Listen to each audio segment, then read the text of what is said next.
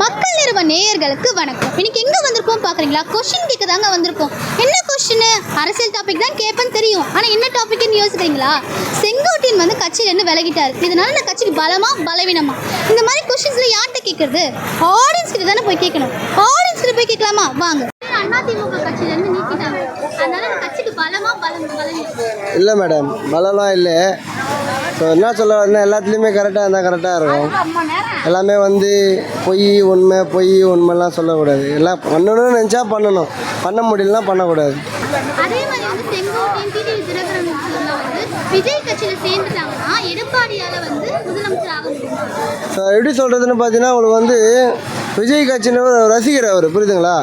ரசிகர்னும் போது மக்களுங்களாம் அதிகமாக ladies gents so குழந்தைங்க அவர் ஆடுற டான்ஸுங்கெல்லாம் வச்சு பார்க்கும்போது என்ன ஆகுனா, உங்களுக்கு வந்து எப்படி சொல்கிறது, அதான் மக்கள் அதிகமாகும் போது என்ன ஆகுனா, கட்சியும் அதிகமாகும், ஓட்டும் அதிகமாகும்.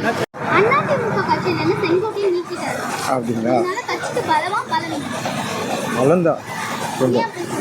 ஏன் அப்படின்னா, அதிமுகலேருந்து சக்தி கோட்டையில் அவங்க பெரிய ஆள், சக்தி கோட்டை திருவள்ளூர்லேருந்து. அதனால வந்து அதிமுக இப்போ ஜெயிச்சிருக்குல்ல, அதனால் இப்போ டிஎம்கே வர்றதுனால அந்த சக்தி கோட்டை தோற்றுருக்குது. அதனால் வந்து நான் டிஎம்கேல இருக்கிறதுனால சொல்கிறேன், அதனால் வேறு ஒன்றும் இல்லை.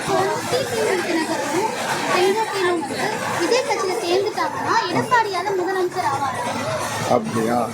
சிசிபி அவங்க இருக்கிறாங்க, எடப்பாடி விஜய் கட்சி ரெண்டுமே சொல்ல முடியாது. ரெண்டு பேருமே ஒரே இது தான், ஆனால் ஒன்றும் பார்க்க முடியாதுங்களா. ஆனால் விஜயும் கட்சியில் வராங்க, அவரும் கட்சியிலும் வராரு.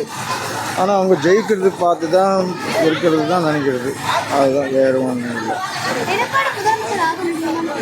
எடப்பாடி முதலமைச்சர் அவர் ஆளுன்னா கொஞ்சம் சில விஷயங்களில் வேறுபாடில் அது கொஞ்சம் பண்ணலைனால, அதனால் கொஞ்சம் அப்படி இப்படி இருக்கிறதுனால சூழ்நிலை ஜெயிக்க முடியல. அதனால் கொஞ்சம் போன வாட்டி இதுவாகிடுச்சு. அதனால தான் இந்த வாட்டி டிஎம்கே ஸ்டாலின் சார் அவர் வந்திருக்காரு.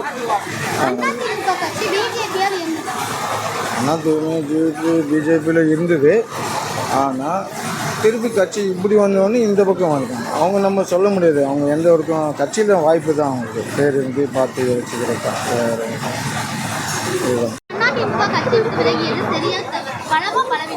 அது பலவீனம் தான் நான் பார்க்குறேன். ஏன்னா இப்போ யாருக்குமே இருந்தவங்களுக்கு தெரியும், அந்த ஃபீல்டில் இருக்கவங்களுக்கு அவங்களோட நாலேஜ், அவங்க ஸ்கில்ஸ் மேக்ஸிமம் அதிகமாக தான் இருக்கும். புதுசாக அவங்களுக்கு அந்த எக்ஸ்பீரியன்ஸ் இதெல்லாம் வச்சு பார்க்கும்போது பலவீனம் தான் என்ன கேட்டால், என்னோட கருத்து.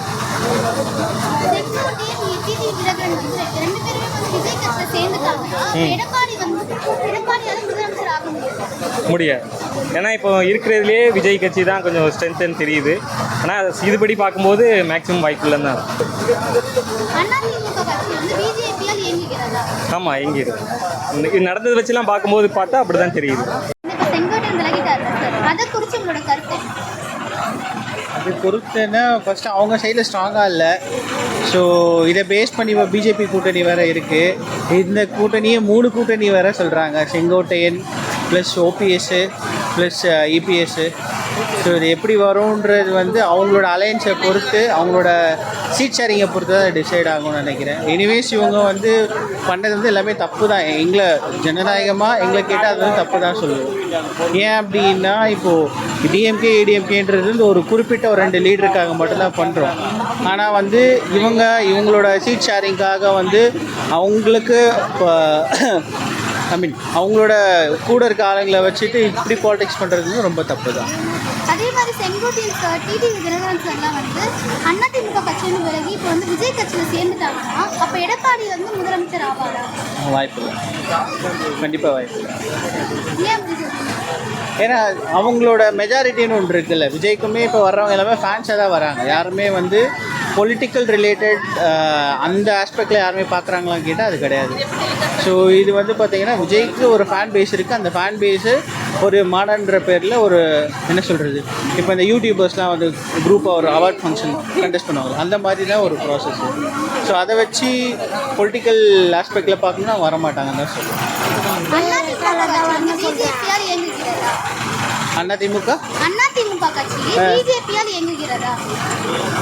இது வந்து என்னென்னா, அந்த ஷேடோ ஃப்ரேமிங் சொல்லுவாங்கல்ல, அதாவது வெளியே நானும் நீயும் சண்டைக்காரன், உள்ளே வந்தால் மாமா மச்சா பழகுவாங்கள்ல, அந்த மாதிரி தான். ஸோ இது அப்படி தான் பார்க்க முடியுது. அதிமுக கட்சியிலேருந்து செங்கோட்டையன் இப்போ விலகிட்டாங்க. இது அந்த கட்சிக்கு பலமா பலவீனமா? பலகீனம் கிடையாது. இப்போ இருக்கக்குள்ளேயே இந்த அம்மா இறந்த பிறகு அதை பற்றி யாருமே ஸ்டெப் எடுத்து அது ஒரு முடிவு பண்ணலை. முடிஞ்சு போன கதை இனிமேல் பேசி சுகம் இல்லை. இப்போ வந்து Sengottaiyan sir, TTV Dhinakaran sir எல்லாம் விஜய் கட்சியில் சேர்ந்துட்டாங்கன்னா அப்போ அதிமுக கட்சிக்கு எடப்பாடி முதலமைச்சர் ஆவாரா? ஆக முடியாது. அது எந்த விதத்துலேயும் நியாயம் இல்லையா எடப்பாடியா ஆகிறதுக்கு? எல்லாருமே தானே அந்த கூட்டணியில் இருந்தவங்க தானே, எல்லாம் இந்த அம்மா கிட்ட வந்தவங்க தானே. இப்போ மட்டும் என்ன பண்ண போகிறாங்க? இப்போ அதிமுக கட்சி வந்து பிஜேபினால் இயங்குகிறதா? ஏங்காது, எதுக்குமே உபயோகப்படாத கதை. எல்லாருக்கும் பணம் பொழைப்பு இல்லாமல், பணம் கையில் இருந்தும் 10 பைசா 10 ரூபா பசிக்கு சாப்பிட்றதுக்கு இல்லாமல் எவ்வளோ வேதனைப்படுறான். அந்த 2000 ரூபா விட்டு கொஞ்சம் நஷ்டத்தைப்பட்டோம். சுனாமி வந்து எல்லாத்தையும் அழிஞ்சு போய் உட்காந்த ஒன்றுமே கிடையாது. இப்போ இது வந்து சுத்த மோசம். உனக்கு போட்டின்னாக்குது, போடாது என்னாகுது, தேவையே கிடையாது. அவருக்கு பழகினம் தான். அவருக்கு ஆசை வந்துருச்சு அவர் முதலமைச்சர் ஆகணும். அது வந்து கட்சிக்கு பலவீனம்னு சொல்றீங்களா? கட்சிக்கும் கிடையாது, அவருக்கு ஆசை. செங்கோட்டையன் ஐயா வந்து கட்சி விட்டு விலகியது வந்து கண்டிப்பாக வந்து அதிமுக எந்த ஒரு பலவீனமும் கிடையாது. ஏன்னா ஆல்ரெடி 3 பேர் போயிருக்காங்க, இவரோட சேர்த்து 4 பேர், அவ்வளோதான். ஆனால் எடப்பாடி ஐயாவுக்கு இது எந்த விதத்துலையும் பலவீனம் கிடையாது. இப்போ செங்கோட்டையன், டிடிவி தினகரன் சார் எல்லாம் வந்து அந்த கட்சியை விட்டு விலகி இப்போ விஜய் கட்சியில் சேர்ந்துட்டாங்கன்னா அப்போ எடப்பாடியால் வந்து முதலமைச்சர் ஆக முடியும்?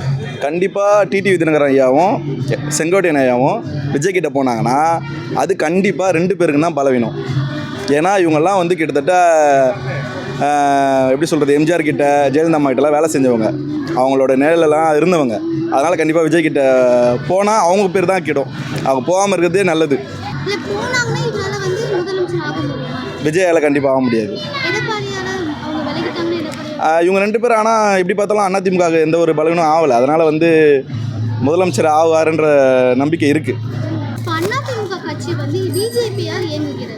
கண்டிப்பாக 2021 எலெக்ஷனில் அப்படி நடந்தது.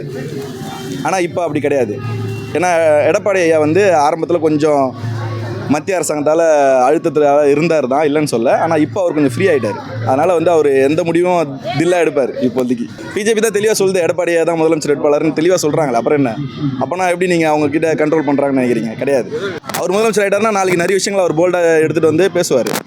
அவ்வளோ ஆழமாலாம் எனக்கு தெரியாதுங்க. அவர் வந்து பழைய காலத்து ஆள் இதில் கட்சியில் எஜுகேஷன் மினிஸ்டராக இருந்தார். அவரோட ஓப்பனாக அவர் பேசியிருக்காரு, நிறைய ஓப்பன் டாக் கொடுத்தாரு தானே. அந்த டாக்கில் அவங்களுக்கு ஏதாவது கான்ட்ரவர்சி நடந்திருக்கலாம், அதனால் வேண்டான்னு விட்டுருப்பாங்க. அதனால இப்போ இந்த கட்சிக்கு வந்து பலமாக இருக்குமா பலவீனமாக இருக்கும்? அந்த கட்சியே அங்கங்கே ஸ்பேர் பார்ட்ஸ் மாதிரி ஸ்பேர் பார்ட்ஸ் கடை மாதிரி ஆயிடுச்சு. அதனால் பலகீனம்லாம் இல்லை, ஓட்டு பிரியும், அவ்வளோதான். டிடிவி தினகரன் சாரும் செங்கோட்டையன் சாரும் விஜய் கட்சிக்கு சேர்ந்துட்டாங்கன்னா விஜய் கட்சிக்கா? விஜய் கட்சியில் சேர்ந்துட்டாங்கன்னா இல்லை அலையன்ஸ் மாதிரியா? 2 பேருமே விஜய் கட்சியில் சேர்ந்துட்டாங்கன்னா ஒன்றும் இல்லை சார். டிடிவி தினகரன் சார் இருக்காரு, அவரும் இப்போ செங்கோட்டையன் சாரும் விஜய் கட்சியில் சேர்ந்துட்டாங்கன்னா அப்போ வந்து எடப்பாடியால் வந்து முதலமைச்சர் ஆக முடியுமா? ஓ, முதலமைச்சர் ஆயிரம் கேட்குறீங்களா? இவங்க 2 பேருமே ஜெயிக்க மாட்டாங்க. விஜயே ஜெயிக்க மாட்டாருங்க. நான் அவரோட ஓட் பெர்சன்டேஜ் வேணால் இன்க்ரீஸ் ஆகலாம் இவங்களோட அலைன்ஸ் வச்சா. ஏன்னா சீமான் ஒரு சைடு இருக்கார், நம்ம விஜய் ஒரு சைடு இருக்கார், நம்ம எடப்பாடி ஒரு சைடு இருக்கார், கேஸ்ட் ஓட்டு ஒரு சைடு இருக்குது. எல்லாம் பிரிஞ்சு விழுவும். ஒரு இடத்துல ஒரு 1 லட்சம் ஓட்டு விழுதுன்னா 1 லட்சம் ஓட்டு ஒரே ஆளுக்கு 50,000 ரூபா விழணும். 50,000 வந்து 20,000 10,000 15,000 பிரிஞ்சால் அவங்களுக்கு தான் ஓட்டு வந்து அன்பேலன்ஸ்டாக விழும். செங்கோட்டையன் ஐயா வந்து ரொம்ப வருஷமாக இருக்கிறாரு கட்சியில். எடப்பாடி ஐயாவும் ரொம்ப வருஷமாக இருக்கிறாரு. முதலமைச்சராக வந்து எடப்பாடி ஐயா ரொம்ப வருஷம் இருந்துக்கிறாரு. அவருக்கு மக்கள் வந்து ஓட்டு போடுவாங்க. செங்கோட்டையனுக்கு ஐயாவுக்கும் கொஞ்சம் ஓட்டு இருக்கும், ஆனால் எடப்பாடி ஐயாவுக்கு இருக்கிற அளவுக்கு செங்கோட்டையன் ஐயாவுக்கு இருக்காது. எடப்பாடி அளவுக்கு கொஞ்சம் ஒரு ஓட்டு இருக்கும். அவருக்கு வந்து விலகுனது வந்து கட்சிக்கு எப்படி இருக்கும்? அவர் விலகுனது ஒற்றுமை ஆனால் நல்லாயிருக்கும். எல்லோரும் சேர்ந்தா ஒரு ஏடிஎம்கேவுக்கு எல்லோரும் ஒரே ஆளாக இருந்தால் கொஞ்சம் ஓட்டு அதிகமாக விழும். இவர் விலகுனதுனால கொஞ்சம் கம்மியாகிறதுக்கும் வாய்ப்பு இருக்குது, அதிகமாகிறதுக்கும் வாய்ப்பு இருக்குது. பட் ஆனால் ஓட்டு கொஞ்சம் கம்மியாகும். இப்போ வந்து செங்கோட்டையன் ஐயாவும் டிடிவி தினகரன் ஐயாவும் வந்து விஜய் கட்சியில் சேர்ந்துட்டாங்கன்னா அப்போ வந்து எடப்பாடியால் முதலமைச்சர் ஆவார்.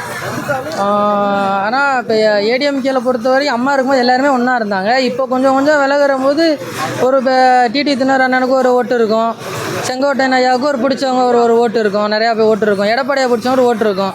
3 பேர் சேர்ந்தால் எதிர்த்து நிற்கலாம். இப்போ 3 பேர் தனித்தனியாக கொஞ்சம் போகும்போது கொஞ்சம் கம்மியாகிறதுக்கு வாய்ப்பு இருக்குது. ஆனால் ஜெயிக்கிறதுக்கும் நல்லா தான் செஞ்சுக்கிறார் எடப்பாடியா. கொஞ்சம் ஜெயிக்கிறதுக்கும் கொஞ்சம் வாய்ப்பு இருக்குது.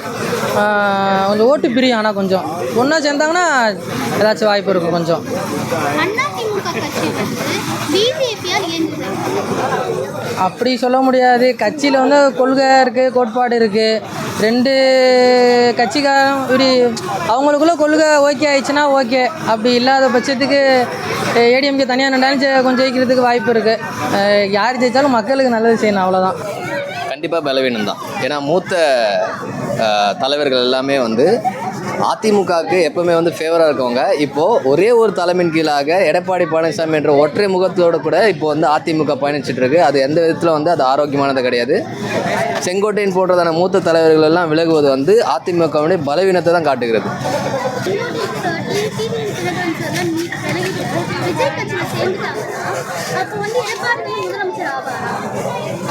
அதாவது இப்போ திமுக வந்து ஒரு விதமான பலமான ஒரு கூட்டணியோட கூட இருந்து கொண்டிருக்குது.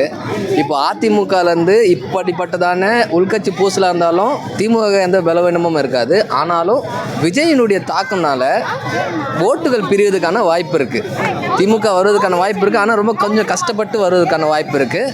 இதனால் அதிமுகவுக்கு வந்து செங்கோட்டையனும் டிடிவி தினகரனும் வந்து விஜய்க்கு ஆதரிப்பதனால எந்த பலவீனமும் வரப்போது கிடையாது. ஆமாம், நிச்சயமாக அவங்க பின்புறத்துலேருந்து பிஜேபி, அதாவது நயினார் நாகேந்திரன் போன்றதான தலைவர்கள் தான் வந்து அதிமுகவை இன்ஃப்ளூயன்ஸ் பண்ணி ஆண்டுட்டு இருக்காங்க.